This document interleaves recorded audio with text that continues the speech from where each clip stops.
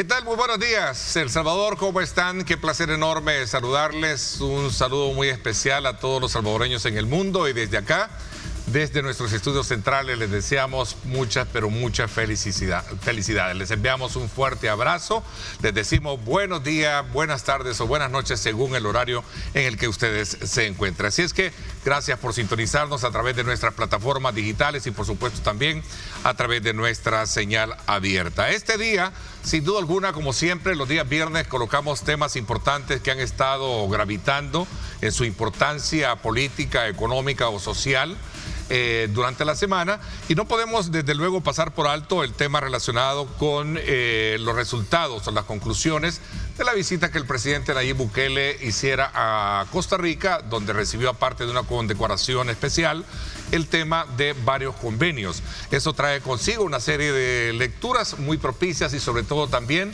en el marco de poder establecer una Liga de Naciones por la seguridad y el crecimiento para la zona. Estos y otros temas a continuación en el siguiente preámbulo.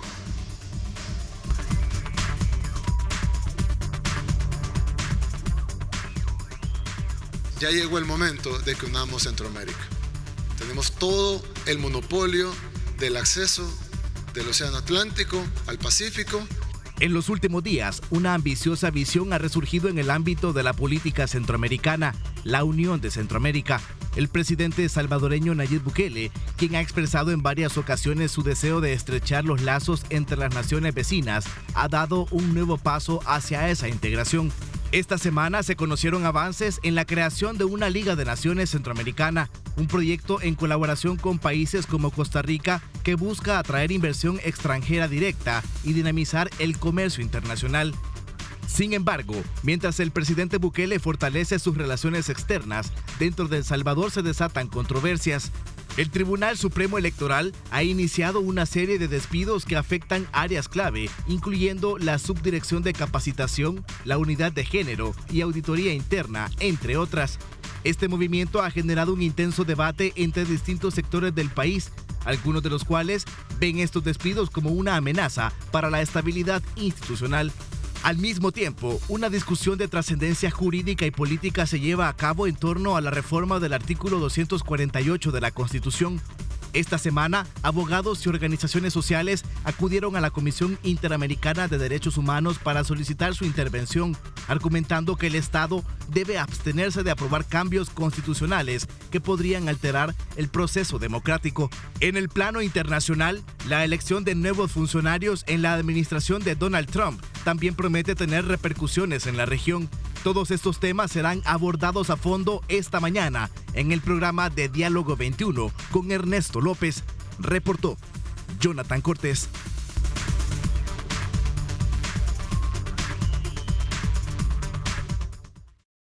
Bien, ahí está planteada la temática que vamos a desarrollar esta mañana. Quiero saludar a nuestro panel del día viernes, de Rafael Goches. Bienvenido. ¿Cómo está, profesor? Qué gusto saludarlo. Buenos días, Ernesto, colegas panelistas y la estimada audiencia. Pues aquí ejerciendo una vez más la ciudadanía en el comentario y análisis político de, en este caso, vamos con política nacional e internacional también. Así es, muchísimas gracias. Vladimir Melara también. ¿Cómo está, Vladimir? Qué gusto saludarte. Gracias, Ernesto, por la invitación acostumbrada y estar compartiendo el espacio aquí con los amigos. Un gusto hablar sobre los temas importantes del país. Qué bueno, extraño no verte ahora con la taza de té, con el té de la mañana. Con el mate.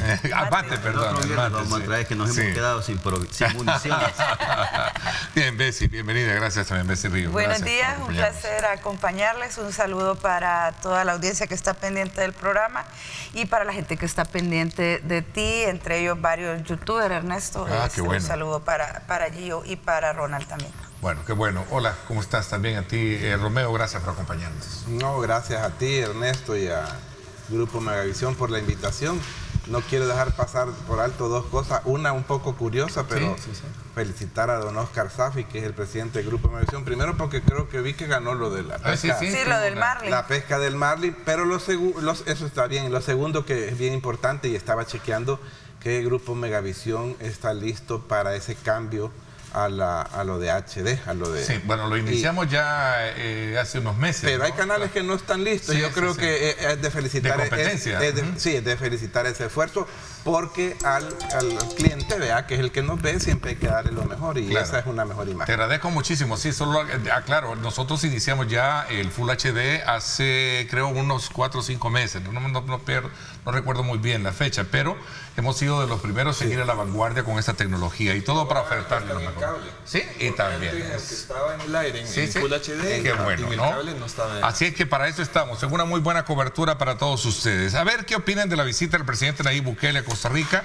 Entre muchos aspectos elementales que se generaron ahí en el encuentro está la condecoración y por supuesto también la formulación de un proyecto de visión regional denominado de manera muy fortuita, entendería yo que salió allí en el marco de la cordialidad y el protocolo relacionado con una Liga de Naciones por la Seguridad. Profesor, abra un poco el debate para que el resto también se una al análisis. Sí, fíjate que nosotros hemos conocido a través de los medios bastante sobre la visita del presidente Bukele.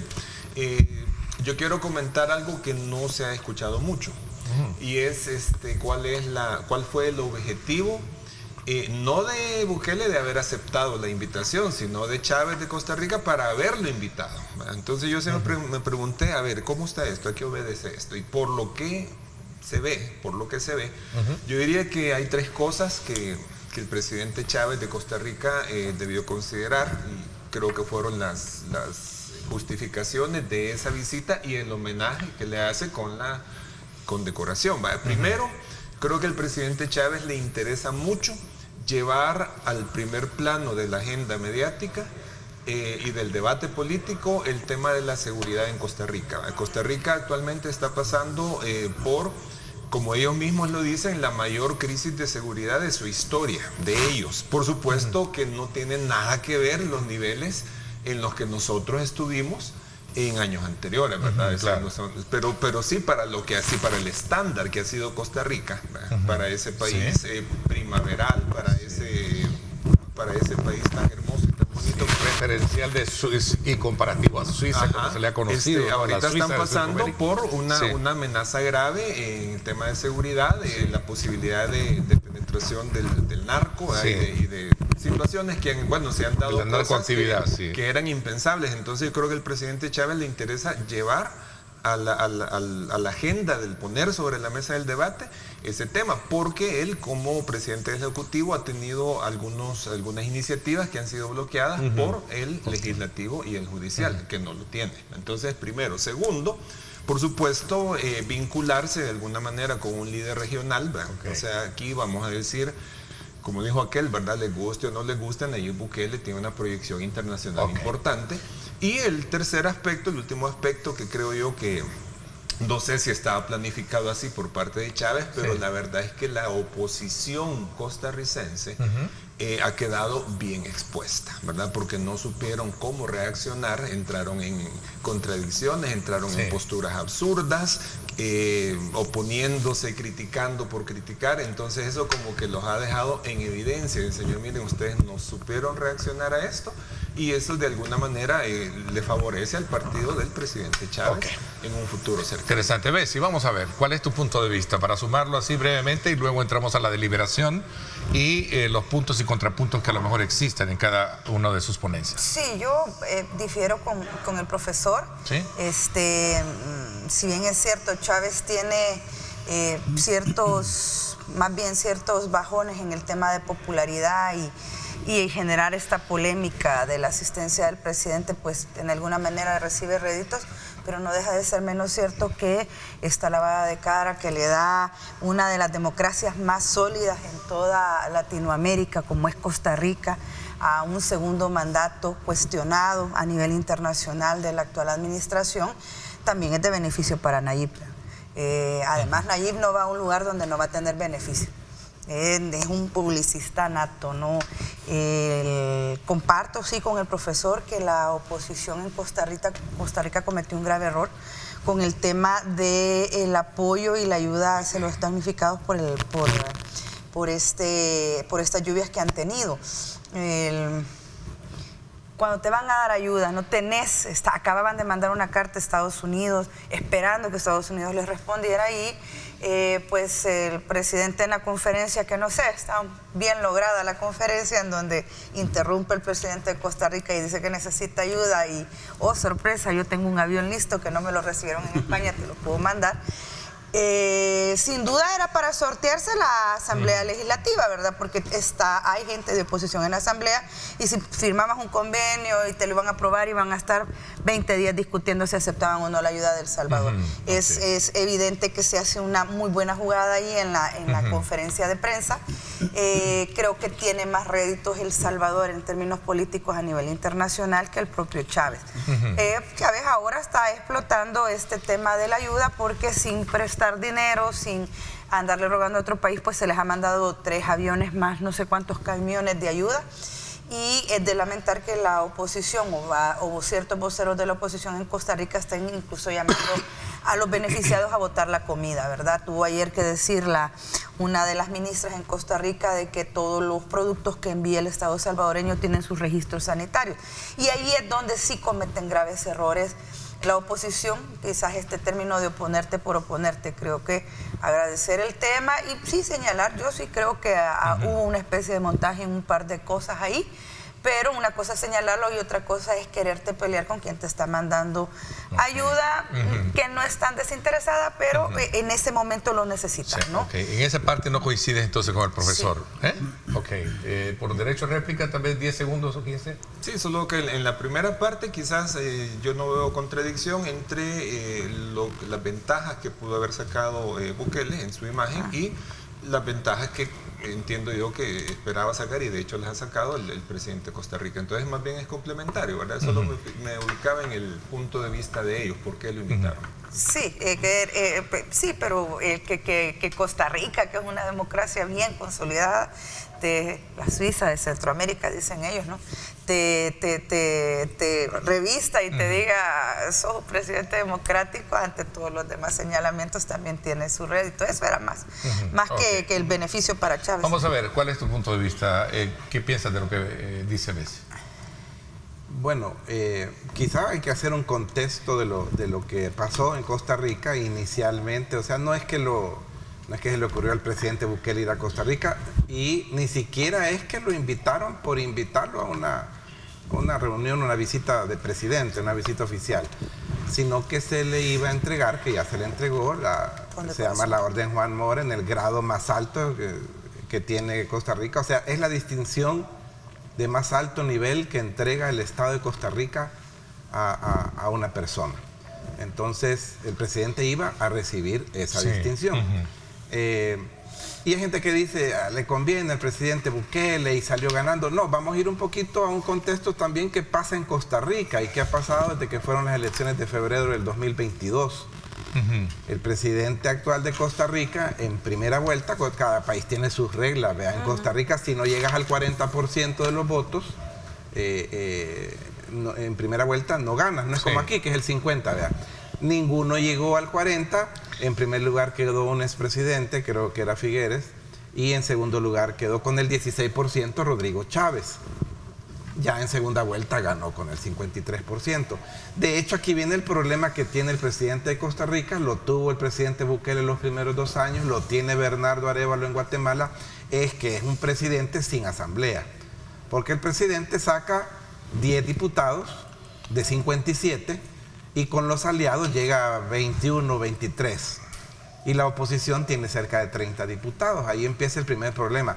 Está viviendo el presidente Chávez cosas parecidas a las que el presidente vivió los primeros 2 años.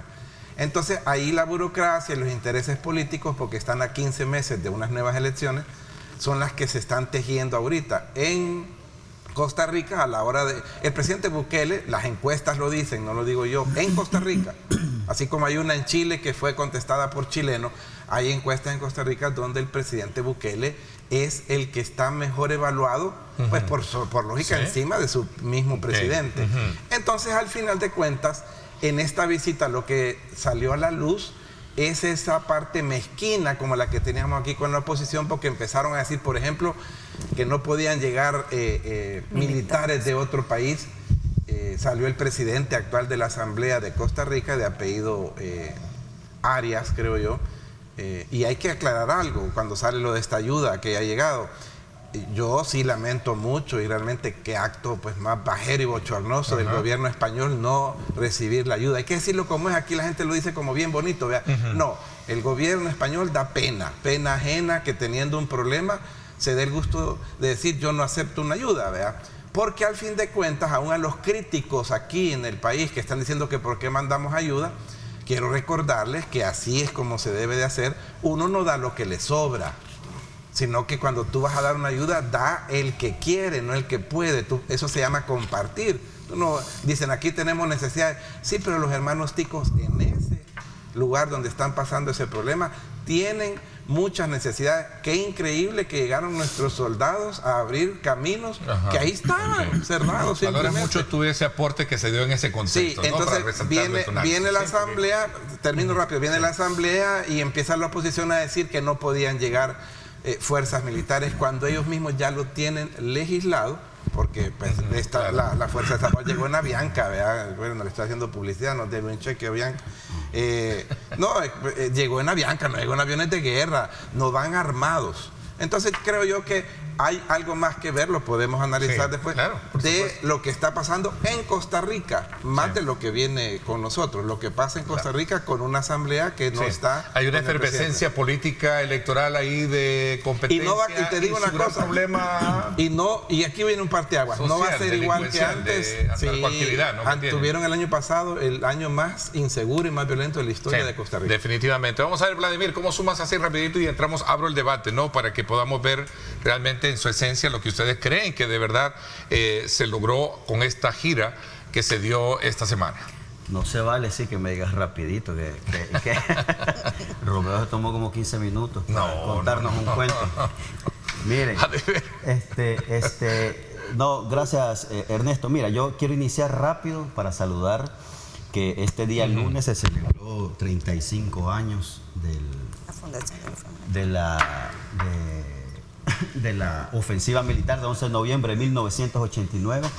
Quienes lo recuerdan saben que es parte de la historia importante de este país. Fue un hito histórico que sin duda forjó la gran parte de la democracia que ahora estamos tratando de mantener. Así que un saludo realmente a todos los salvadoreños y salvadoreñas que estuvieron involucrados ese día, a los lisiados, a los veteranos de guerra que lastimosamente son víctimas, Ernesto. Así que no quería dejar de saludar el 35 aniversario de ese momento histórico de este país.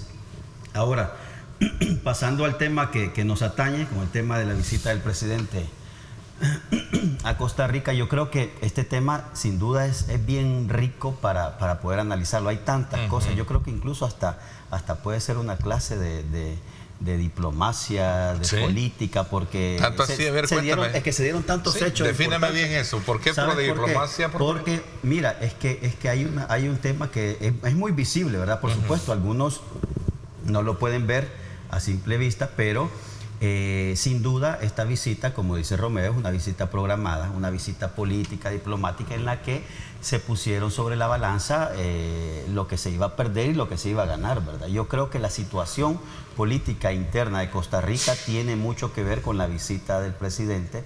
Yo creo que la visita del presidente es obligada por dos cosas. Primero, el presidente Chávez de Costa Rica necesita levantar su imagen. Hay una realidad importante. Él está, primero, no tiene el poder político. Segundo, la ciudadanía también tiene un nivel de rechazo muy, muy alto. Y él está sufriendo problemas, al menos su gobierno, de seguridad, ¿verdad? Y en ese marco, nuestro presidente Nayib Bukele, imagínate si le ofrecen una visita a un país que tiene una tradición, una cultura democrática, y donde le dicen, mira, te vamos a invitar y te vamos a dar un reconocimiento muy especial que solo se le da, aquí quiero hacer la acotación, a los extranjeros, no a cualquier persona, sino que digamos que es el reconocimiento más alto que se le da a un extranjero.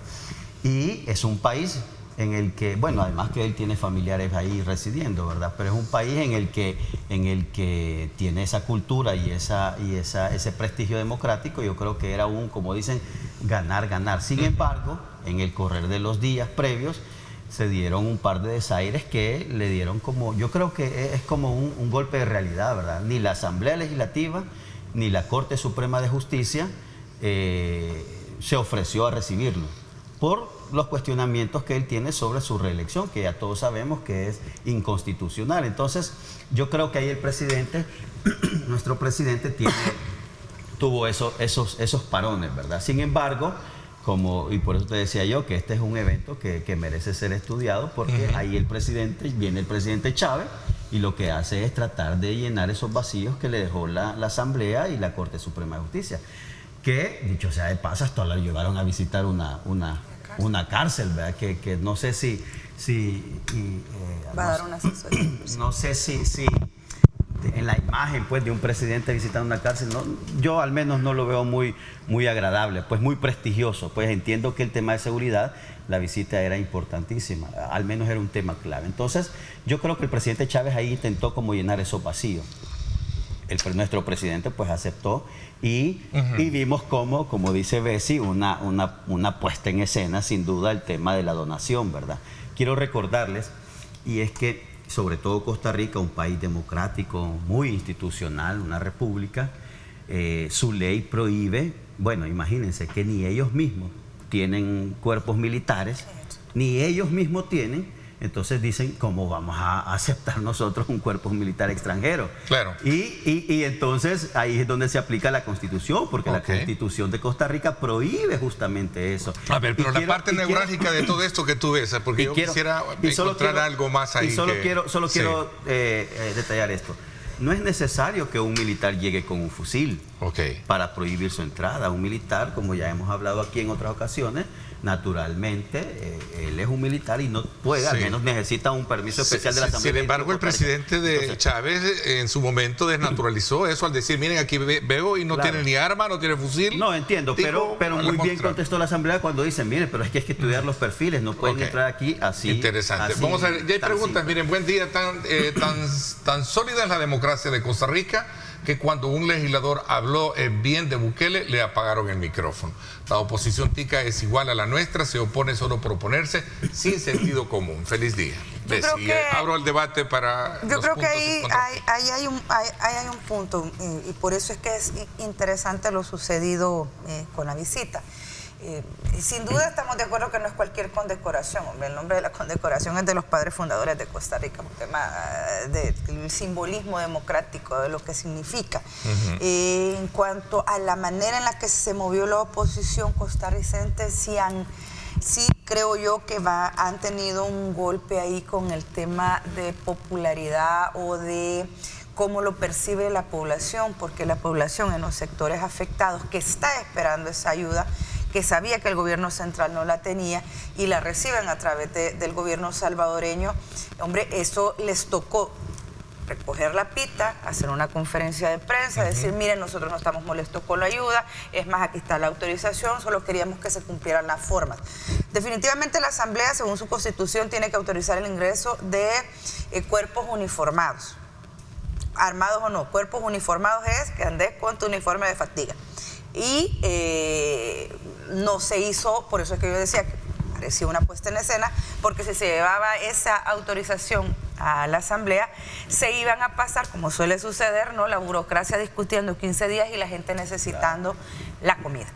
Y eso, de reconocértelo, ¿no?, es una estrategia mediática bastante propia del presidente. Ahora, con respecto ya al tema de lo que quieren hacer, ¿no?, en Centroamérica, o este tema de la Liga de las Naciones, me parece que es una idea de revivir aquella unión que tuvimos, ¿no?, cuando se creó el mercado común centroamericano, lo cual es interesante y lo cual estaría bastante bien, porque Costa Rica siendo solo Costa Rica, o Nicaragua siendo solos, o El Salvador siendo solos, no somos atractivos para el mercado mundial.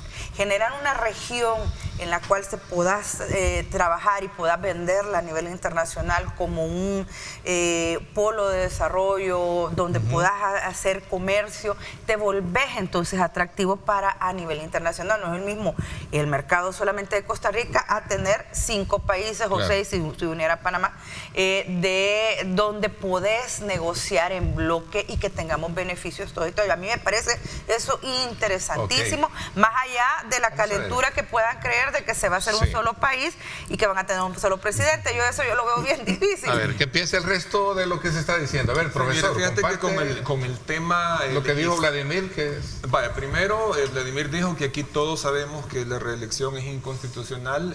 No nos metan en ese saco, ¿verdad? O sea, la reelección tuvo su parte legal,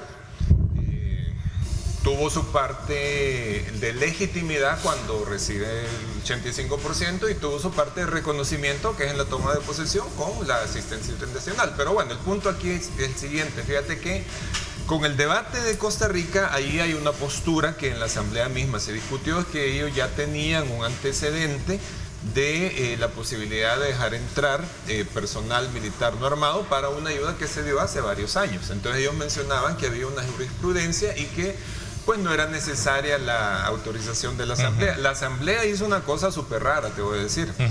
Ya con los militares y con la ayuda ahí, después hacen una sesión para autorizar lo que ya había ocurrido. Ante la reacción, temiendo una reacción de la gente y decir, miren, no sean absurdos, ¿verdad? Entonces, en ese sentido, creo que ha sido un golpe de realidad, más también para la oposición de Costa Rica y sobre todo que no pierdan de vista un mensaje central, y es que si ellos quieren enfrentar el problema de inseguridad y las amenazas que tienen del crimen organizado, deben hacerlo todas las instituciones unitariamente. Insisto, no pueden estar jalando la carreta unos para un lado y otros para otro lado. Yo creo que ese es el mensaje que debe quedar por ahí, que de hecho lo mencionó el presidente Bukele. Ok, vamos a hacer una pausa, me la están pidiendo. Cuando regresamos, pues entonces abrimos un poquito más este debate que nos puede permitir de alguna manera lograr identificar desde la perspectiva de ustedes los puntos neurálgicos, ¿no?, que se generaron alrededor del tema. Vamos a la pausa. Gracias por estar con nosotros.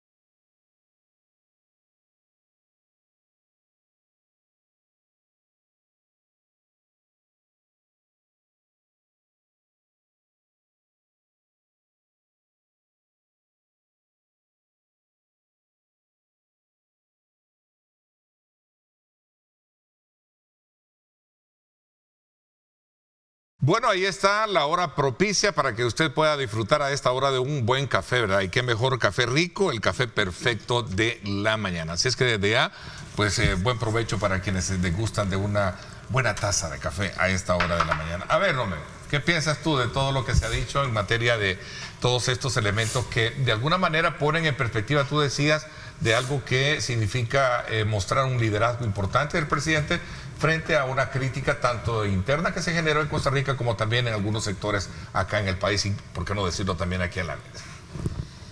Mira, antes de eso sí quiero reaccionar a algo. Vladimir está en su derecho de decir que celebra lo que pasó hace 35 años. Yo totalmente es lo contrario, lo condeno.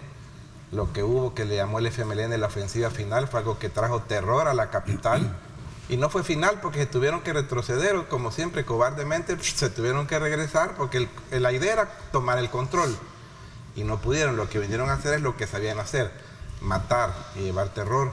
Entonces yo lo condeno, y la mayoría de los salvadoreños, que somos los que pesamos, pues ayudamos a que ese partido llegara a 0 diputados, a 0 alcaldes. Entonces no celebro algo que pasó. Yo lo viví en la colonia donde yo vivía. No nos pudimos mover los primeros 2 días porque ahí la UCA le había chance a un francotirador del FMLN, ping, ping, para que estuviera disparando, ¿ve?, hacia la colonia Arce, ping, ping, a todas las casas, ¿ve? Entonces, hasta que una tanqueta, y como son típicos del FMLN, salió corriendo. Entonces, tiene su derecho de celebrarlo, Vladimir, por supuesto, esa es nuestra democracia y aquí estamos sentados en la mesa, pero yo lo condeno, Ese tema lo hubiese expuesto, fíjate, en lo que íbamos a discutir. ¿Crees tú? Es que mira, yo solo, y se lo digo a Romeo, y está bien igual, ¿verdad? Yo respeto, y no lo digo peyorativamente, respeto su ignorancia respecto a ese hito histórico, sin embargo, igual, ¿verdad? No lo comparto. Yo quiero recordarle que ese movimiento político-militar,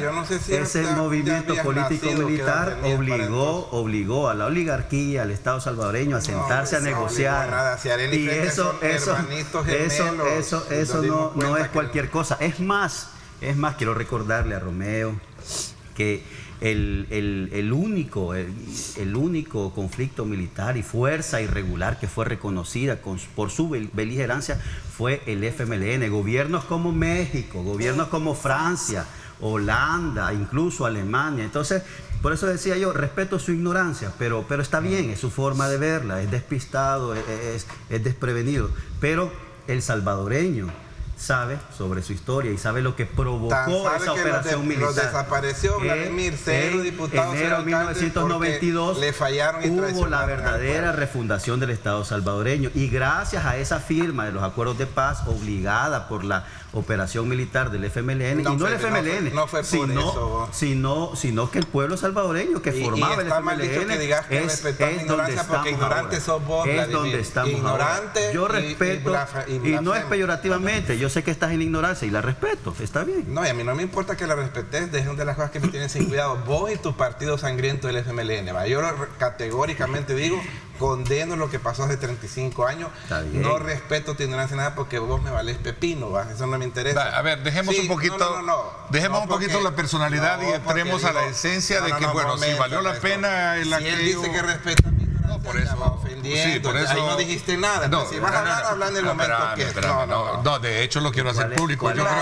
Yo creo, Vladimir, en ningún momento. Romeo. Yo quiero dejar bien en claro de que veamos la esencia del análisis. Y te pido también respeto, Vladimir, cuando tú hablas del tema de ignorancia. Yo creo que es importante verlo desde esa perspectiva. A ver, yo estoy acostumbrado a este debate, pero perdóname. Sí, pero por eso creo te lo que dije. se puede. No es peyorativamente, si esa es una condición que cualquier persona puede tener, la ignorancia de un tema. Y vos sos una gran lumbrera de vamos a ver, ves, mira, yo sobre ese tema yo nada más quisiera apuntar un par de cosas. Primero, yo aquí no lo voy a celebrar, simplemente voy a decir ocurrió, y ocurrió por razones estratégicas que pues podríamos llevar al análisis, ¿verdad? Pero creo que no es el tema en esta mañana, pero sí me parece que hay un par de errores ahí de apreciación que yo quisiera comentar. Primero, aquí, mira, Romeo, la UCA no le dio permiso a ningún francotirador, ¿verdad? Porque de hecho el acusar a la UCA de ser refugio de la guerrilla es uno de los argumentos que usaron los militares del Estado Mayor de la época para ordenar el asesinato de los jesuitas. Eso es una cosa es otra, estás confundiendo. No ocurrió. Sí, vamos a aclarar ese punto, vámonos al tema que nos entretiene, porque nos estamos yendo a otro tema. Solo una pequeña cosa más. Pero la información es que en la UCA les permitieron desde la noche anterior entrar. La UCA no pudo haber permitido eso. Vamos a ver, regresemos al tema. Señores, regresemos al tema. A ver, el tema de Costa Rica, ¿cómo ustedes interpretan entonces la creación de una Liga de Naciones entre El Salvador y Costa Rica? ¿Qué beneficios podría aportar esa parte? A ver, Romeo. Y aterrizando en el tema, sin andar celebrando asesinatos y terrores, fíjate lo curioso que ha pasado en Costa Rica, porque hay gente que dice, miren, la Asamblea Legislativa, ya estando la misión de salvadoreños, aprobó la presencia de ellos. No, aún ahí fue un craso error de la oposición. ¿Saben quién aprobó eso? La oposición, porque el pueblo se le fue encima. Tuvo 21 votos en contra, que son los votos del presidente Chávez. Votaron en contra porque la tesis de ellos es que no se necesitaba permiso de la Asamblea, porque hay un precedente del 2015 donde ya quedó regulado. Le recuerdo al mismo actual presidente de la Asamblea, el viejito que sale ahí de apellido Arias, que él en el 2008 era del Ejecutivo y él aprobó en un problema que hubo en un lugar que se llama La Cinchona, donde hubo un problema similar en un terremoto, aprobó también que otro gobierno mandara ayuda y que iban militares, y en aquel entonces el actual presidente de la Asamblea no pasó eso por la Asamblea. Por eso en el 2015 lo normalizaron y legislaron que está prohibido que lleguen aviones militares o militares armados. Y esa cosa no ha pasado. Entonces, esa aprobación de la Asamblea, que es ridícula, porque es cuando ya está, sí, ya está el ejército ahí, aprobes o no aprobes, papito, ahí están. Porque a la tesis del presidente Bukele no vas a estar esperando a que discutan 20 días en lo que la gente de ahí no tiene paso para sus carreteras y no tiene comida. Así de sencillo. Ok. Mira, no, yo creo que con el tema de esta ayuda que ofreció el presidente Nayib a su homólogo Costa Rica, yo creo que, como decían, hemos dicho acá, si es que es un tema popular, ¿no? Es un tema sensible y por supuesto que la opinión pública siempre va a salir al paso sobre el tema de la burocracia que existe para este tipo de situaciones. Yo creo que es normal, e incluso la Asamblea, pero si les metieron el avión en la misma noche, o sea, tampoco la Asamblea iba a salir corriendo al aeropuerto a detenerlo. Pero lo que yo quiero dejar aquí claro es lo siguiente. A mí me parece fundamental, importantísimo y me parece muy positivo que haya este tipo de gestos, de solidaridad, sobre todo entre centroamericanos. Yo lo celebro, sin duda alguna, y ahí sí comparto con Romeo, no hay que dar de lo que nos sobra, sino de lo que tenemos. De eso se trata la solidaridad, porque si esperamos a que nos sobre, nunca vamos a dar. Yo creo que ese gesto del presidente me parece que es uno de los condimentos principales de un estadista.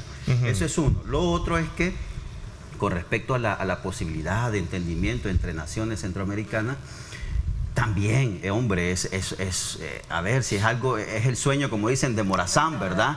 Es de que esta Centroamérica sea una sola patria, en el sentido al menos figurado, pues, ¿verdad? Que nuestra economía, nuestra diplomacia, nuestra política y todos los demás ítems que tienen que ver con cada sociedad, pues de alguna manera estén unificados. Yo creo que avances en este sentido siempre serán positivos. Ahora, hay que recordar, lamentablemente, la historia de Costa Rica, que de todos los países centroamericanos es el menos unionista, ¿verdad? Es el que siempre pone peros. Entonces yo más bien creo, nuevamente, ojalá que esto tenga frutos, ojalá que hoy Costa Rica con este presidente pues dé pasos en ese sentido, pero yo más bien creo, ¿verdad?, que fue otra vez un movimiento político, diplomático para crear entre ambos presidentes, réditos políticos. Repito, ojalá, pero no dejen de recordar de que Costa Rica es el que siempre ha estado en desacuerdo en una unión centroamericana. Por eso es que termina de ser bastante llamativo el tema de la condecoración, porque recordemos que esto no es ni secreto ni mentira. Los ticos de Honduras para arriba nos consideran indios y nunca nos han tratado bien. Jamás. Si no, basta preguntarle a todos los nicaragüenses que les ha tocado irse para Costa Rica el trato xenófobo que reciben ahí. Pero bien, al final del día, miren, si se lograse en algún momento una especie de unión, hombre, ni siquiera en el CA4 quisieron estar, pues se llamaba CA4, hombre, y después terminamos siendo solo Guatemala y nosotros. Si se lograse hacer algún tipo de conjunción, algún tipo de coyuntura que permita más bien en el tema económico ayudar a toda esta región para levantarse, sería maravilloso. Pero yo sí quiero, es importante que se quiten ese montón de especulaciones, porque yo ya leí en redes que hay gente ya diciendo, es que ya vamos a poner un solo presidente de Centroamérica. No, eso no va a pasar. Acuérdense que a Morazán, ¿dónde lo fusilaron? En Costa Rica, ¿se acuerdan? Entonces, es importante recordar que el tema, la discusión de la Unión Centroamericana, que empieza con aquel mercado común centroamericano, que dicho sea de paso, los estudiosos, los que llevaron después a la Unión Europea este primer proyecto, ese es el fundamento, y aquí vinieron varios españoles a estudiar qué pasó con el mercado común. ¿Y qué pasó con el mercado común? Bueno, que todos los oligarcas de Guatemala, Honduras, Nicaragua, El Salvador y Costa Rica decidieron mantener sus nichos y sus haciendas y no quisieron trabajar por una unión o un mercado común. Ahora esperemos que se logre, que se encamine para ese lado. Hay que esperar que sea así, pero Creo que hay mucha gente que está muy ilusionada con una actividad que probablemente se va a quedar en eso, en la solidaridad de los salvadoreños hacia Costa Rica y en el berrinche que hizo la oposición en Costa Rica. Y hay una parte comercial importante, Ernesto, y yo tengo años de que lo repito así. Es increíble ver cómo en Centroamérica, que pudiéramos ser, creo que más de 40 millones de habitantes, una potencia que ya se viera un poquito en el mundo, ¿verdad? Porque somos muy pequeñitos por separado. Frontera tras frontera, fíjate, burocracia, impuesto en cada país, en un pedacito de tierra. Tú ves la Unión Europea, 27 países donde yo he tenido, gracias a esa oportunidad. Yo voy manejando en un país y yo ni cuenta me he dado que ya pasé al siguiente país porque no hay frontera. No hay frontera y no se han quedado mal ni pobres ni tienen un problema para decir que por eso no pagó impuestos en un país o en otro país. Estamos hablando ahorita solo de lo comercial, ni siquiera de parte política, lo económico, esa movilidad, ese intercambio que puede haber. Movilidad de las personas, que tengamos mercancías, ese montón de capitales. fronteras y de repente el tiempo que se tarda. Entonces creo yo que es importante abrirlo. Y como decía Vladimir, qué bueno que Costa Rica, que es el que siempre se ha creído el pipiris nice, es ahora el que puede ser que abra la puerta a algo que ellos mismos boicoteaban, ¿verdad? Una verdadera unión de países de Centroamérica. Sí, me pregunto, con lo de la Liga de las Naciones, a ver, ¿quiénes van a ser los próximos? ¿Sí? ¿Quiénes se van a sumar? Le doy la palabra cuando regresemos para que lo ampliemos, porque yo creo que usted abre ese abanico para saber qué tan fuerte puede entrar una moción planteada de esa naturaleza y sobre todo en un contexto de una realidad que sucede en los Estados Unidos que tiene que ver mucho con la llegada del presidente Trump. Resulta bien interesante porque la región tiene que buscar sus propios intereses y si se logra hacer una suma de países que busquen los intereses de Centroamérica, porque los de Centroamérica son diferentes a los de Sudamérica. Les doy la palabra a ambos, ahí entramos en el debate, parte de lo que tenemos. Son las 7 de la mañana con 17 minutos, quédese con nosotros, regresamos.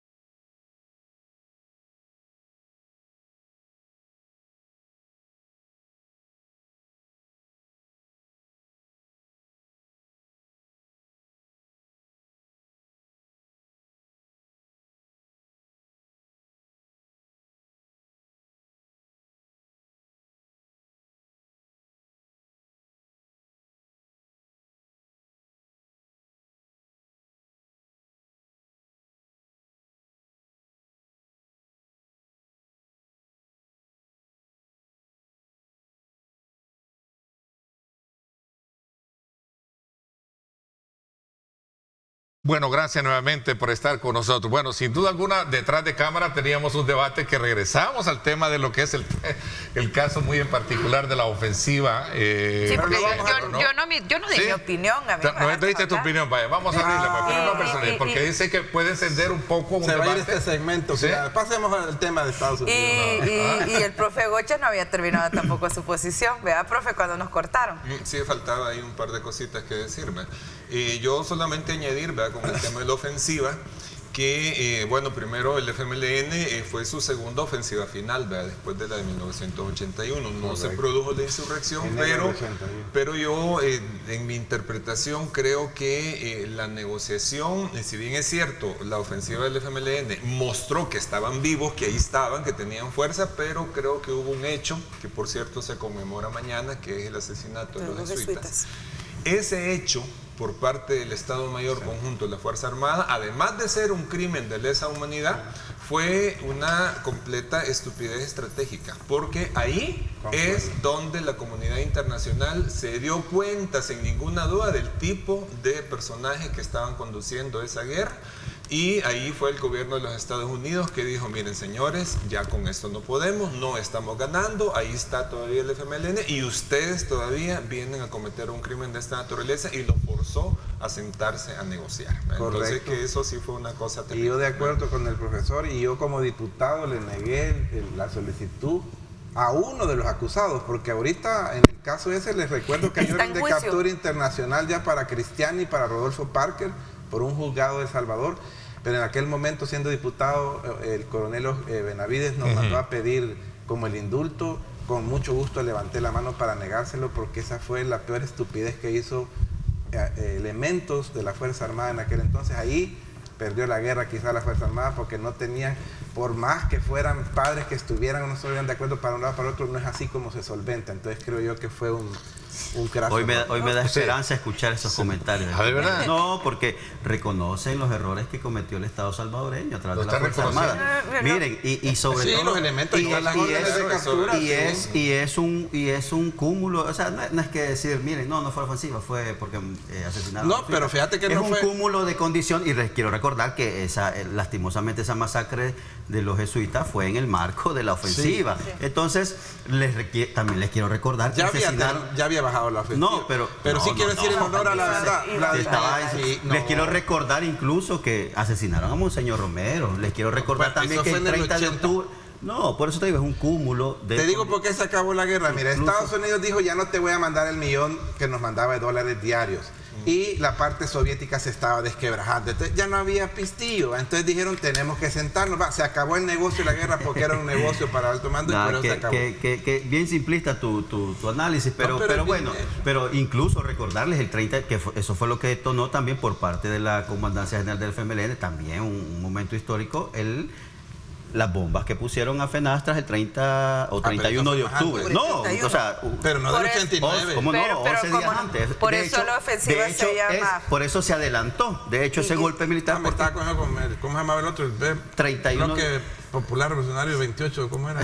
La LP 28 es otra cosa. 28. Pero lo que te quiero decir es que, o sea, es un cúmulo de condiciones, de elementos, no específicamente algo. Pero tú decías que sí valió la pena para romper un poco. Por supuesto, es que mira, quiero recordarles que... Pero Romeo dice que qué pena puede valer. Mira, es que quiero recordar algo. Mira, yo quiero decir algo. Vale, veamos. Miren, quiero recordarles que creo que en ese año fue el 29 de abril o de mayo, no, de abril fue, que toma posesión Cristiani. En ese año fueron las elecciones. De hecho, esas elecciones trataron de ser boicoteadas por el FMLN porque no había respuesta del gobierno del PDS en ese entonces. Lo que quiero decir es esto. No, pero ese año, por eso te digo, fue en abril, el 29 de abril o mayo, pero no fue 1 de junio. Ese año se tomó posesión en abril, si no recuerdo mal. Entonces, cuando viene el presidente Cristiani y da su discurso, un discurso bien conciliador, que dijo que iba a acabar con la guerra, viene la comandancia y envía un emisario para decirle, bueno, qué bueno su discurso, platiquemos. Pero cierra las puertas el presidente Cristiani. A raíz de eso, el FMLN empieza a avanzar con los temas para la ofensiva, porque era una cosa preparada. Mira, lo que quiero decir es que todo ese cúmulo de acontecimientos... Pero Bessi que sí sabe, porque tú decís que tenías como 6 años, pero Bessi estaba en la jugada en ese entonces, que nos cuente. Pero mira, no... Pero creo que estaban todavía jugando. Pero es que, mira, lo que yo digo... Sí estaba ahí. Pero siempre lo digo. Y la otra ya. Siempre lo digo, es cierto, yo tenía, para la ofensiva, yo tenía quizás 8 años, yo soy del 83, perdón, 6 años. 6 años, imagínate. ¿Sí? ¿Tanto así? Mejor yo te digo, ¿cómo me siento yo? Yo ya trabajaba en televisión, ya estaba yo en un canal de televisión. Y este es un mensaje para todos. Que no hayan nacido, que hayan estado pequeños o que nacieron después de la firma del acuerdo de la guerra, no es licencia para ignorar la historia. Mira, yo como quiero terminar. Pero Bessi estaba ahí en el... Porque ¿estás de acuerdo en lo que dice Romeo o no estás de acuerdo? Yo creo que es importante establecer, quizás más que celebrar, para mí es una conmemoración de un hecho histórico que marca una diferencia en un momentum. La masacre de los jesuitas, que se está procesando de manera histórica a los autores intelectuales de este crimen de lesa humanidad. Es importante recordarle a las nuevas generaciones por qué se llegó a eso y cómo se llega a eso. Y que no es fácil salir de una condición de ese tipo, apreciar y respetar el tema de la libertad de expresión, la oportunidad de estar en espacios como estos y podernos expresar sin el terror de que va a estar afuera el militar esperándote para llevarte preso. Sí. Porque los espacios políticos fueron los que se cerraron durante los finales de los 60, 70. Es bueno y no estar en dictadura. Termina generando un levantamiento de una generación de jóvenes estudiantes en aquel momento. Sí, comparto con el profe Goches, no, Romeo, la UCA no andaba poniendo francotiradores. Bueno, ustedes defiendan la UCA y yo defiendo la UCA. Entonces, no de los estudiantes ni de los catedráticos, pero sí se sabe todo el mundo. Pero ya al final terminando, ¿no? de reconocer que este país ha sufrido transformaciones, la democracia que se ha logrado tener costó muchas vidas, costó mucha sangre y hay que cuidarla. Por eso es de que muchos nos preocupamos cuando se empiezan a cerrar espacios de opinión o cuando ya no tenés acceso a la información de la manera en la que te permite ejercer ciudadanía y democracia, ¿no? Y vamos para el tema que nos toca, ¿no? El tema de la ley de datos y la ciberseguridad que es bastante preocupante, el tema que vamos a tener un organismo que nos esté vigilando. Profesor, Sí, bueno, profesor. O no sé, Romeo. No, bueno, ya como para ir pasando, lo que pasa es que con lo de la ofensiva ahí vamos a pasar Eternamente. varios programas y no vamos a ¿En llegar, qué no pero- comparte usted lo que dice profesor Vladimir y en el caso de Bessi, por ejemplo? No, en el caso tema de la Bessi, ofensiva? el caso de Bessi coincidimos plenamente, me mantengo en que la UCA jamás la UCA te va a autorizar francotiradores y que sí, después, ahorita que Bessi mencionó lo de los espacios de debate, mira, en esa década de 1980 hubo debates famosos. Yo recuerdo, si no me corrigen el nombre, el doctor José Luis González Cibrián tenía un espacio de debate en Canal 10. Sí. Y él le gustaba Punto de vista. Le gustaba mucho invitar al padre Yacuría Sí. y al doctor Francisco Pecorini, que se daban en debates filosóficos, sí. políticos, y estaban en un toma y daca, pero eran debates interesantes, Sí, porque el doctor de Pecorini, mucha intelectualidad, ¿no? el doctor Pecorini, todos sabemos que una postura bien conservadora y de derecha, y el padre Yacuría, pues Lamenté otra mucho la postura. pérdida del doctor Ajá. Sanabria. Pero fíjate que cómo murió también, ¿eh? esas dos personas, el padre Yacuría, que fue asesinado por orden del Estado Mayor, y el doctor Pecorini, que fue asesinado por comandos urbanos de la guerrilla. Entonces, imagínate esos dos íconos que han terminado de esa forma, y sin embargo, eso fue algo, digamos, eso fue lo que rompió la barrera y lo que comenzó a propiciar espacios de debate como los que ahora tenemos. Yo creo que eso es muy importante también Qué tenerlo. bueno. Qué buena esa acotación, ¿no, Romeo? Ok. No, que qué bueno no vivir en dictadura ahorita y vivir en este espacio que tenemos la libertad de hablar todos lo que queramos, de quien queramos, y algunos hasta ofender, digamos, autoridades y Ok. santa Qué paz. bueno que reconozcas que bien, que somos un espacio de mucho aporte, no tenemos ningún rol más allá de, como en algún momento nos califican de opositores o de que aplaudimos, no, nosotros Eso yo somos no- un medio de comunicación yo eso- responsable. Aquí están ustedes. Yo ¿verdad? eso lo garantizo. Yo Eso, lo me que alegra digo mucho. siempre es ¿sí? que los invitados sí tenemos un corazoncito, eso no hay claro, que decir sí, que no, cada los quien. invitados, por eso dice, somos responsables de lo que decimos Ok. antes de empezar. Pregunta, buenos días, señores. Miren cómo ha despertado este Las tema de pasiones. ustedes. ¿Y cuándo veremos a los comandantes del FMLN sentados y respondiendo por Buena tantos pregunta. crímenes? Porque solo militares están viendo Habrá ahora. los procesos.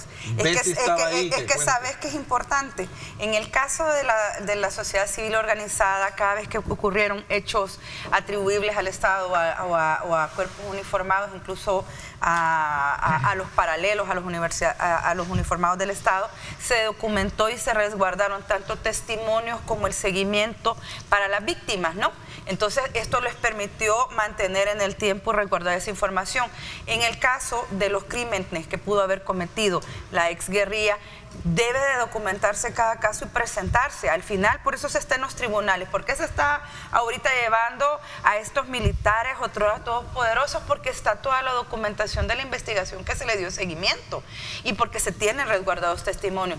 ¿Quieren ver dirigencias de la exguerrilla en procesos judiciales? Presenten los casos. Y un llamado a la Fiscalía, nuevamente, el viernes pasado lo dije y lo repito, el caso Fenastra no puede quedar en impunidad. Ahí está la gente pendiente esperando que lo vuelvan a llamar. Ya, saludos. Ya se le olvidó a Vladimir la muerte de los alcaldes de personas inocentes, donde los religiosos también se metieron en política, dice. Mira, sí, yo no sé cuáles alcaldes, pero ahí está incluso aquel famoso librito verde de Naciones Unidas donde habla sobre los crímenes que se cometieron en guerra, ¿verdad? Y donde habla que el informe de la verdad me refiero. El informe de la verdad, correcto. De la locura a la esperanza. Y les recuerdo que arriba del 85% de los asesinatos y los crímenes los cometió el Estado.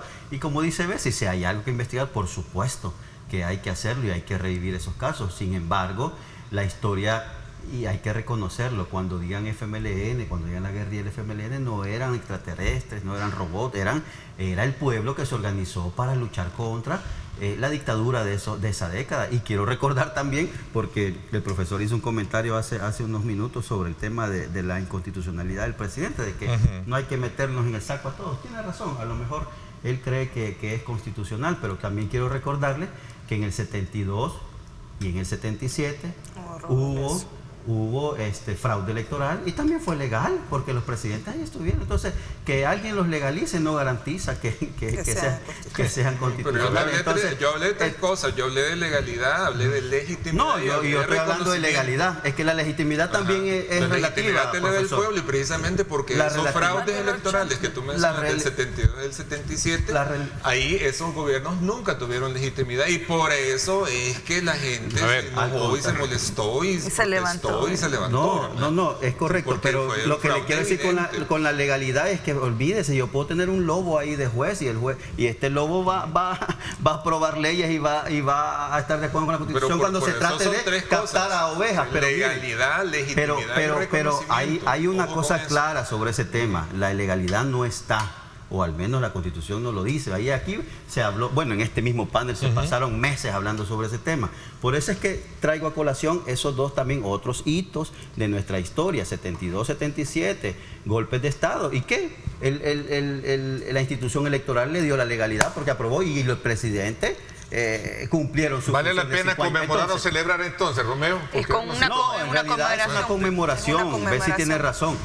Pero no hay que quitarle la importancia de ese momento. Y lo repito, sin duda fue una operación militar que obligó al Estado salvadoreño a sentarse a negociar realmente. Yo sí realmente escucho, y voy a extraer un poco del debate que se genera cuando se toca el tema del juzgamiento posterior a lo que fue este periodo gris de la historia política del país, como fue la guerra, es el hecho de que veo, sin duda alguna, muchos militares expuestos en tribunales, pero no veo también del otro lado. Pues sí, pero es que hay una realidad, simplemente veo hay una realidad que se ignora. La violación a derechos humanos las cometen los estados. Bueno, voy a ir a una pausa. Por el poder que tienen. ¿Tiene dudas con eso? Vamos a ver por qué. Así dice la teoría de derechos humanos, y no les gusta, escriban un libro. ¿Qué piensa nuestro público? Queremos escuchar, queremos ver preguntas de ustedes. Vamos a la pausa, no nos cambie, regresamos.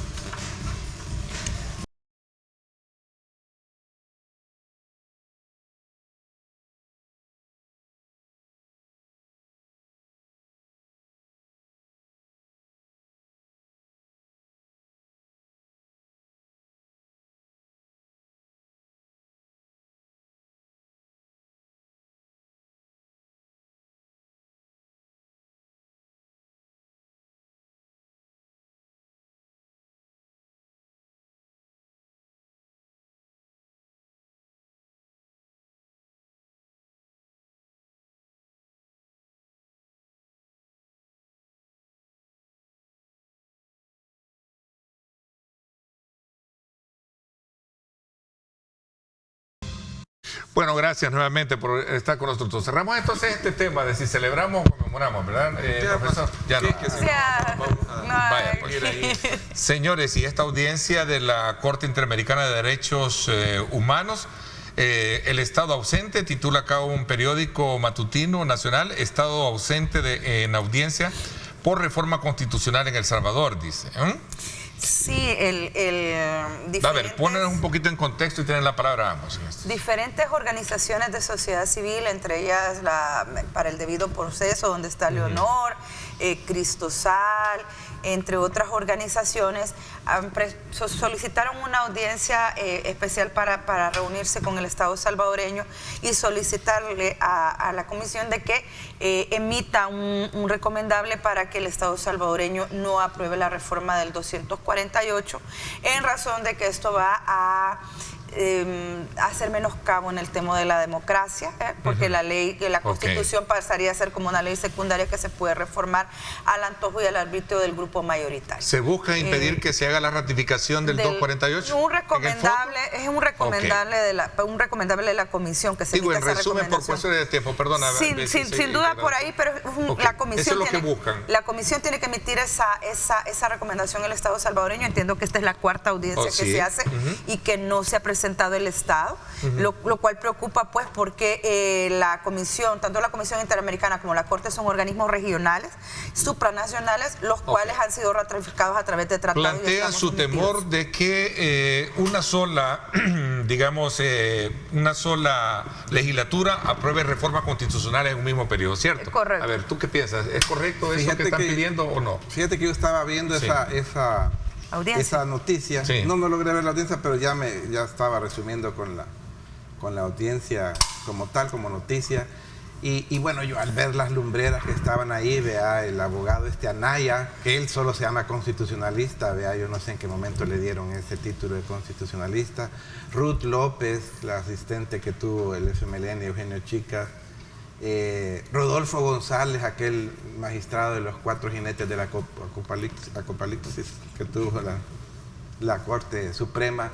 Entonces yo digo, pues si eso es lo que están haciendo, mira, pueden pedir lo que quieran, y si la Comisión Interamericana de Derechos Humanos nos hace un recomendable como Estado, estoy seguro que el Estado pues la va a leer, la va a tomar en cuenta, y por supuesto que vamos a hacer lo que autónomamente queramos hacer como Estado. Pero es imparable a tu criterio eso que están, digo, imparable desde el punto de vista de la visión que se plantea. Digo, de que debe de continuar como se ha planteado la reforma y ahora esperando la ratificación que se pueda dar. No puede algo tan intrascendente como estas personas que han pedido eso parar eso. Ok, interesante, ¿qué piensan? Pero mire, tengo una pregunta todavía ahí del público que es contigo, Bessie. Según Bessie, ¿por qué la guerrilla terrorista no es gobierno? A ver, según Bessie... Porque la guerrilla no es gobierno. No cometió... Es que ese es el los punto. derechos humanos que... No, sí cometió. Pero ¿por qué es la proporción? A ver, el 85 condena al Estado salvadoreño, 1% pudiera ser, Bessie, pero es violación. Pero el punto es el siguiente. Según la teoría, quien te violenta derechos humanos y a quien se castiga generalmente es a los estados, porque el Estado tiene el ejército, tiene el poder judicial, tiene todas sus potestades y te puede violentar derechos humanos. Que un grupo irregular que esté en una zona cometa violaciones a derechos humanos no lo vuelve un Estado. Pero sí se pueden, por ejemplo, lo que no dicen se les olvide la matanza de Mario Cibrián, dice en los cerros de San Pedro. Yo sí creo, por lo que tú decías, Bessie, en el parte anterior, sí ha faltado que las personas afectadas por los actos atroces de dirigentes del FMLN, ya dijimos que yo ya condené lo de los jesuitas, no voy a decir que estoy solo hablando de un lado. Es más, a mí ni me gustan las guerras, por eso qué bueno que ojalá que se acabe esa guerra de Ucrania y las demás guerras que hay en el mundo. Pero si esas personas han violado, pero imagínate ahorita Sánchez Serén, vaya, que debe de estar ahí, debe tener un par de angelitos en el cielo, definitivamente, pero si no lo hemos logrado ni traer porque se fue huyendo por ladrón, ahorita no estamos de asesinos, sino que por ladrón que está en Nicaragua huyendo, pues está difícil, ¿verdad? Porque ya se fueron huyendo algunos de ellos y algunos ya se nos van a empezar a morir. Bueno, y hablando de eso que acabas de mencionar, de que se fueron huyendo, yo de verdad que le mando un gran abrazo a Wanda Pignato, que salió libre y se quedó se fue huyendo. Se quedó aquí y enfrentó a los tribunales, se defendió durante 8 años.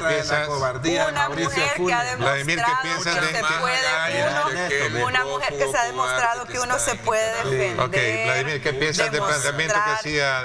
Que sí puede demostrar en los tribunales que sos inocente y no como el cobarde que está en Nicaragua. Vamos a ver, Vladimir, ¿qué piensas de lo que dice Romeo? Profesor. Sorprendido porque Bessie está de acuerdo con No, yo no estoy hablando del profesor, yo estoy hablando del innombrable. Es que hablar así con esa ligereza de que salieron huyendo porque porque son culpables, son ladrones. Es complicado, porque igual, ¿verdad? Pudiésemos decir muchas cosas ahorita nosotros sobre los políticos de casta, ¿verdad? Que están en este momento en el poder.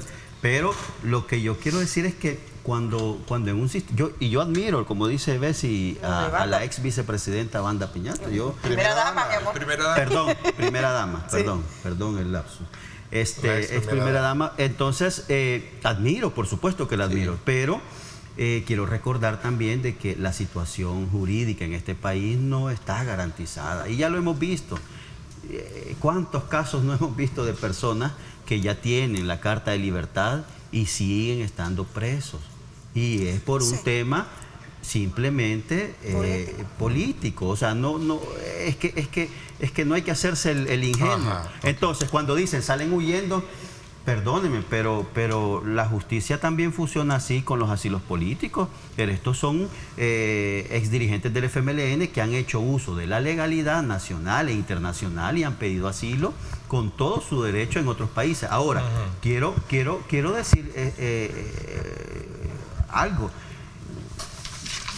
Aquí la defensa sigue funcionando en la mayoría de los casos que ustedes aquí han mencionado. Por ejemplo, yo lo voy a mencionar. La defensa férrea que se está haciendo con el caso del ex presidente de la Asamblea Legislativa, Sigfrido Reyes, está funcionando y sigue su curso. El hecho de que él no esté presente, porque él también tomó un recurso internacional de ayuda y soporte de otros países a través del asilo. Entonces, condenar de esa manera tan ligera es complicada. Por eso decía yo, quien no conozca de cómo es la situación interna. Vamos a ver, tengo una pregunta. Pero yo tengo... el discurso de Mauricio Funes, ¿verdad? Es que es la realidad, pero es que es la realidad. Yo no, ahora, Mauricio Funes anda o no anda huyendo. Pero hay que aclarar que Mauricio Funes está condenado, no está procesado, está condenado por ladrón. Pero mucho yo antes, cuando el FMLN le dijo, en palabras de Medardo González, Mauricio, mejor quédate ahí, no regreses. Pero esos son como dicen, chambres de política. No, como que chambre, eso lo dijo Medardo. Él dijo que él le dijo que se quedara. Yo creo que... Tengo una pregunta ahí, yo solo lo voy a sumar a tu análisis, ¿sí? Garantizar la situación jurídica de un acusado es complicado. Pero ahí tenemos Santa Marta. Voy a sumarlo. Buenos días. Pregunta a Bessie. Ahí te pregunta, por eso perdona que te interrumpa. La declaración. Las fuerzas declaradas beligerantes no están obligadas a respetar los derechos humanos, son pena de ser condenadas como violadores de los mismos. El grupo declarado beligerante es aquel grupo que se reconoce que controla un territorio y se le reconoce como una fuerza. No decir que lo reconoció México, Francia. La declaración franco-mexicana. Reconocieron otros países. Sí, pero no lo vuelve un Estado. Que te reconozca no te vuelve un Estado. Pero yo sí quiero terminar solo. Le doy al profesor. Solo quiero terminar con esto. En el caso de los procesos judiciales que hay aquí en El Salvador, yo ahí sí difiero y con mucho cariño, Vladimir, yo sí creo que hay mucha gente aquí que no es cierto que sean perseguidos políticos, son políticos procesados. Pues la matemática es algo simple y sencilla. Si vos tenías un salario por 3 años, eso es lo que te tiene que aparecer al final. Si te aparecen 100,000, 200,000, 300,000 dólares de más y no hayas cómo explicarlo, hombre, hay manera de explicarlo y los exfuncionarios podrían explicarlo con claridad, que tuvieron los sobresueldos y que no pagaron los impuestos. Pero ahora que se la den fíjese que yo fui bien ahorrativo y con dinero que yo ahorré de gran esfuerzo, fíjese que me compré las tierras del IFA. Tampoco, vea. Eso por una parte. Ahora y aplica Eugenio Chica para el llamado. Ahora me interesa que es importante reconocer, ¿no?, que el trabajo de la defensa de Wanda demostró que ella no tenía nada que ver con el caso saqueo público.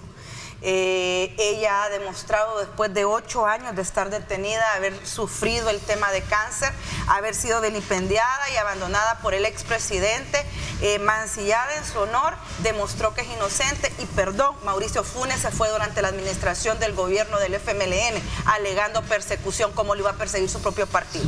Profesor, le doy la palabra. Has hablado correcto. ¿Cómo? Perdón. Que graben eso, estoy de acuerdo.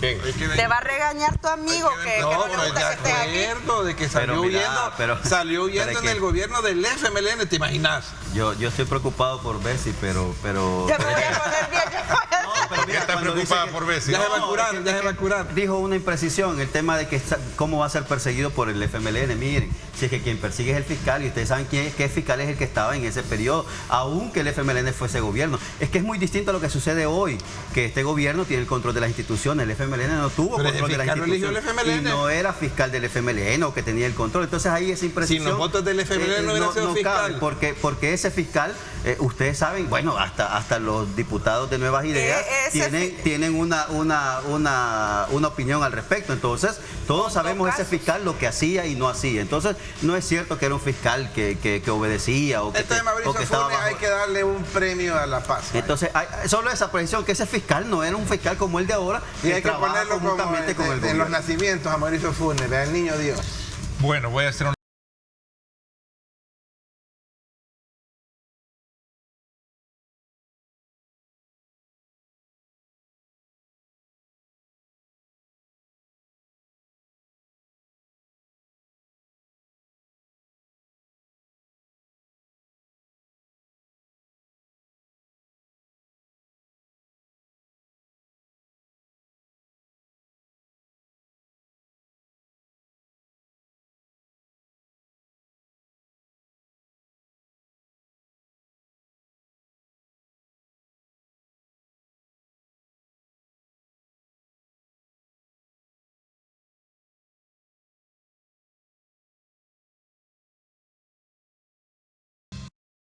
nuevamente por estar con nosotros. Vamos a ver, quería darle la palabra, profesor. Sí, mire, yo nada más quisiera volver a uno de los tres temas que estábamos en el segmento anterior, que era el de la audiencia de la CIDH.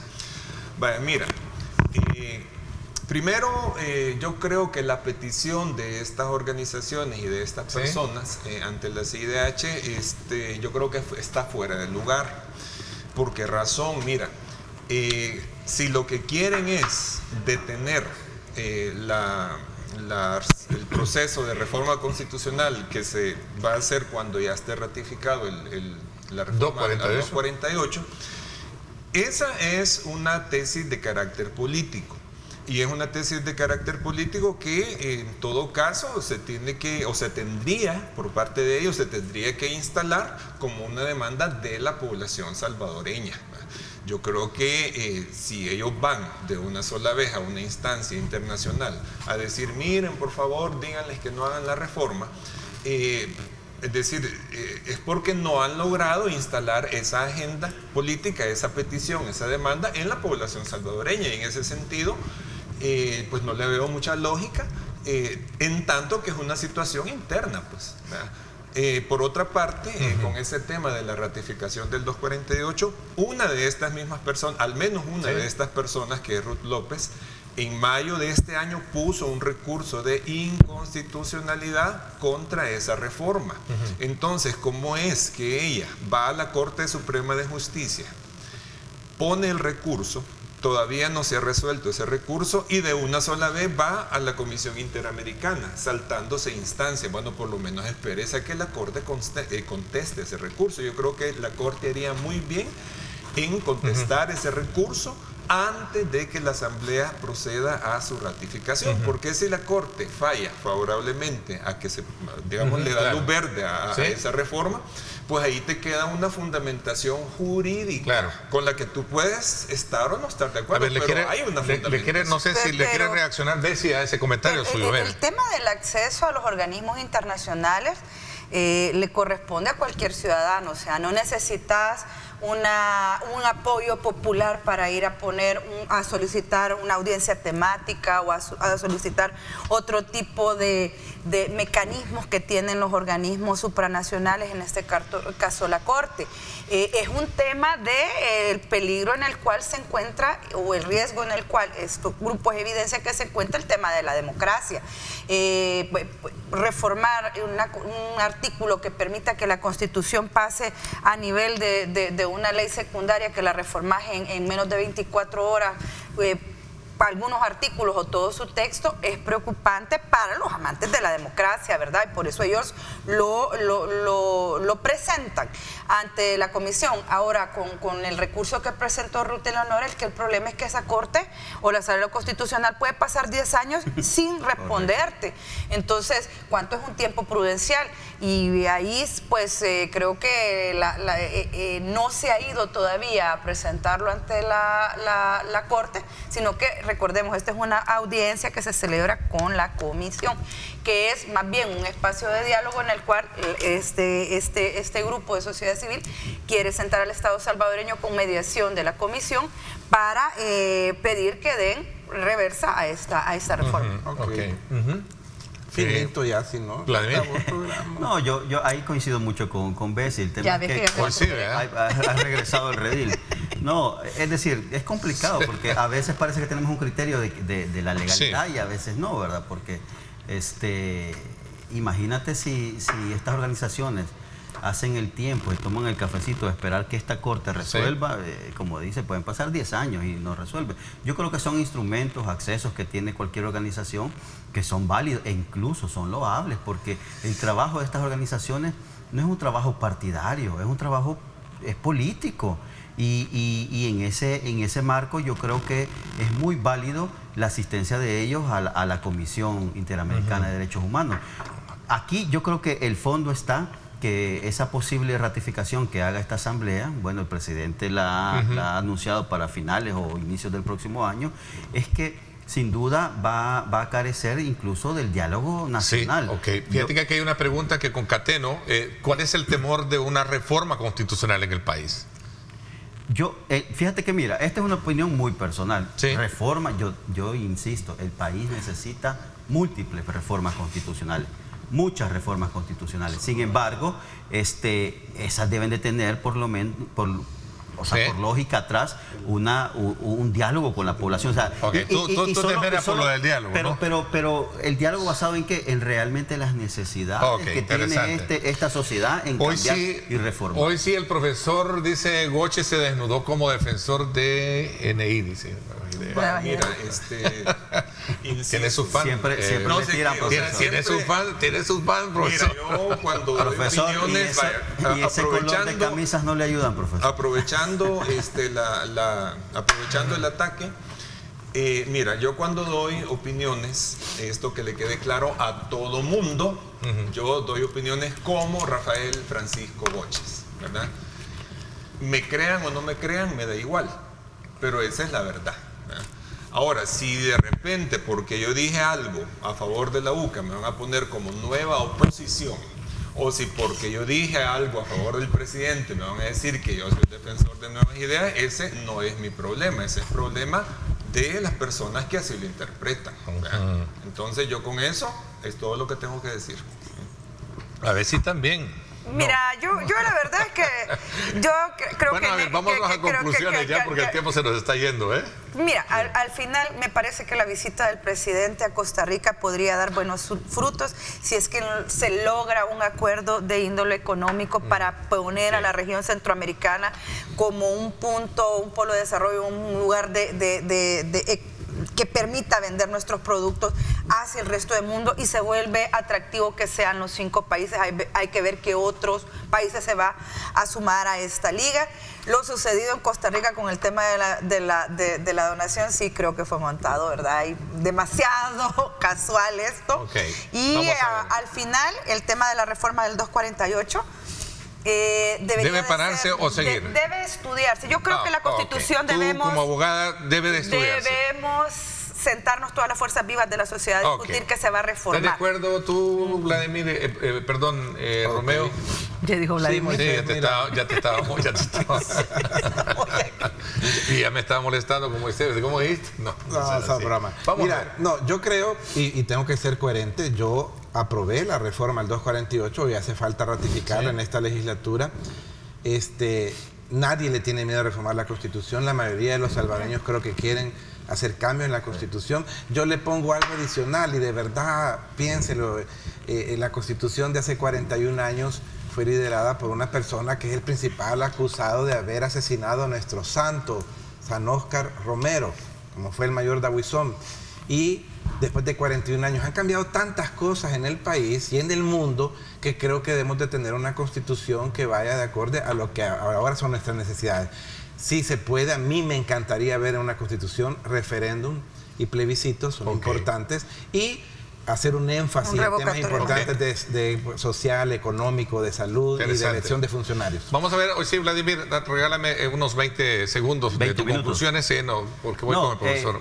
Yo creo que, mira, yo rescato de la visita del presidente justamente es la solidaridad con el pueblo costarricense, y aquí hago una acotación y ojalá que de alguna u otra manera llegue a los oídos de quienes toman decisiones importantes, pero también hay pueblos muy, muy necesitados en este momento. Por ejemplo, Cuba está pasando un momento, sobre todo un problema energético.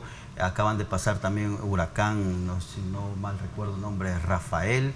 Entonces hay un sinnúmero de países hermanos que también necesitan ayuda, y sería bueno que huracán Rafael en las prioridades pues estén, ¿verdad? En el espectro.